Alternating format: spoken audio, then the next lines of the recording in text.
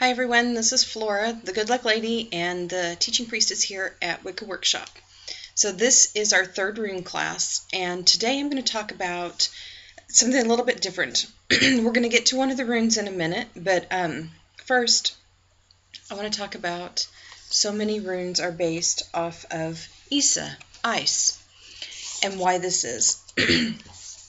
In the Norse traditions and mythology, there's fire and there's ice. The other runes that you're going to see are energy based, and a lot of them are time based. Like Kanaz and Jera are very time based and very fire based. But a lot of the runes like Fehu are also related to fire, and they have this energy of fire around them. But when you begin to draw runes, you start out with Isa, this line, and it makes me think of other cultures where you have a staff or you have a basing energy in the middle of something. So I draw my runes a little bit differently. I usually start with Isa, and when I draw it down, I will draw it from top to bottom, and I'll say in the present. And today I'm going to talk about, I have a little hair on my lip. I'm going to talk about Ansuz. So here I've drawn in the present, as above, and so below.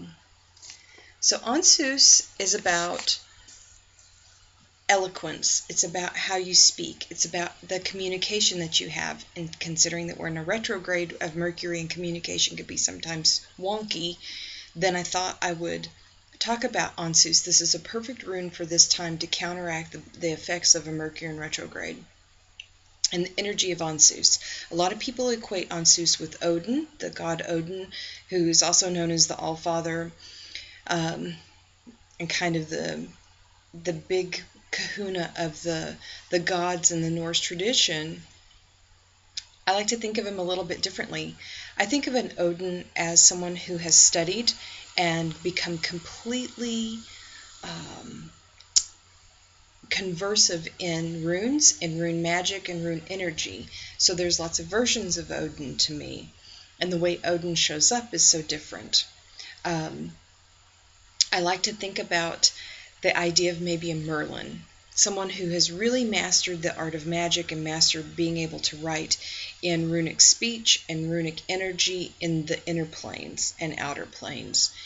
And so I think about that whenever I'm thinking about Odin. And when I think about Ansuz, I think about it as this ability to speak to what's not there, what's between the lines, what it is that I see on the other side. That's what Ansuz is to me. And to be able to speak to it eloquently, to take a moment and be quiet, especially when I'm watching things go round in the world and there's just havoc and chaos, instead of just having this reactionary emotion conversation. I see that so much on Facebook. But whenever I sit down and I think, okay, what's really going on here? I'll think of the rune Ansuz because I want clarity, and I'll actually see Ansuz sink into my head instead of project out like Fehu. I'll see Ansuz come into my mind so that I can get some clarity about what it is that I'm looking for and the answers that I seek. From there, I get quite a few messages. Whenever I go to sit down and do readings for people, I see Ansuz. I see a couple of other runes, but Ansuz is the first one because I want to understand what information I'm receiving from the other side. I want to be able to talk to maybe my spirit guides or the guides of someone else, my inner self, my deep self. I want to be able to communicate well with my power, so I start with Ansuz. And I think to myself, in this presence, in this moment, I want to take what's above and bring it below so that I can hear it, so that I can feel it and sense it. If you want to improve your clairvoyance and your clairaudience, then this would be one of those runes that you would use. During a Mercury in retrograde, sometimes I'll make sandwiches and I'll put Ansuz inside the mustard or the mayonnaise or whatever I'm using as a dressing on the sandwich. I've made cookies with Ansuz on them and icing for people that are in a big meeting and we need to communicate well and we need to get some things done and stay focused and on task. Ansuz is perfect for that. I have a stone that I use that has a very large hole in it. It's too big to hold up to the camera because it's heavy. But I have Ansuz written on it in oil, and as the oil absorbs into it and fades, I know when I need to renew it. And through the hole in the stone, I'm able to communicate with what's on the other side, and I get information so that I can convey it and write it down, sometimes in my blog, sometimes with a client. It just depends on what my focus is and what I'm working on. So Ansuz is powerful when it comes to the clarity, it comes to speech, it comes to clear communication.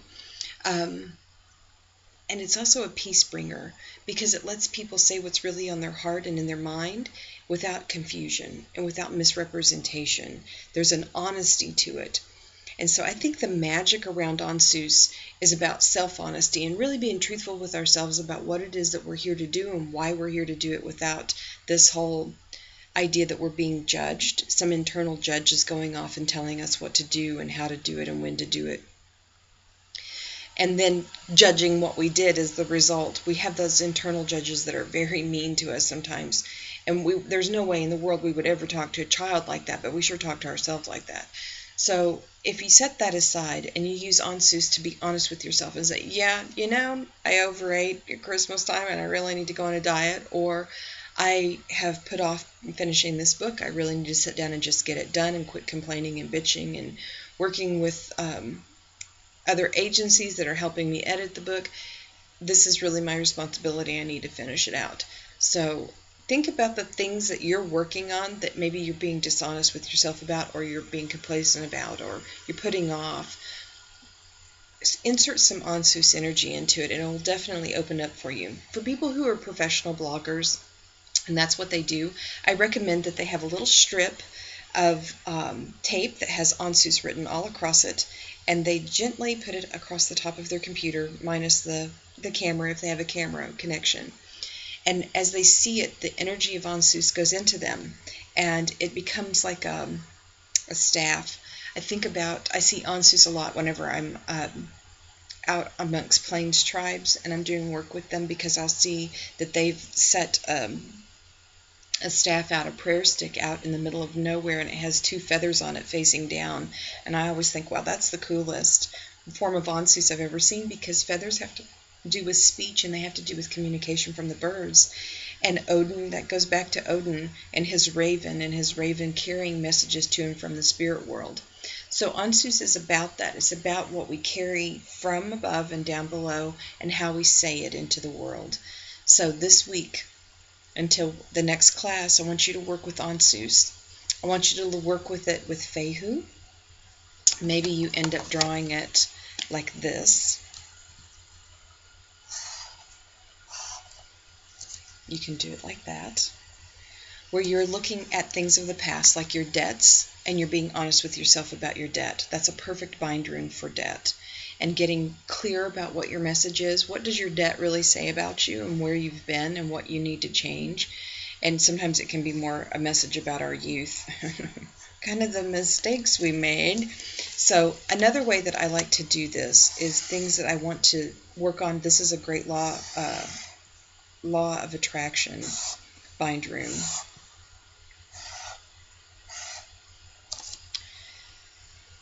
Imagine that. So we've got in the present, speaking of Fehu and wealth and energy, there's the speaking part of, there's the wealth, but there's also Kenaz giving it fire. Law of attraction is really about that giving fire and giving energy to something you want to attract and bring to you. So wealth can be one of those things. That's a great bind rune for that, especially if you're doing a lot of Abraham Hicks work. That's one way you can use runes for that. So try that. For Urus, you want to be able to communicate with your doctor because you've got a lot of things going on. One way you can do that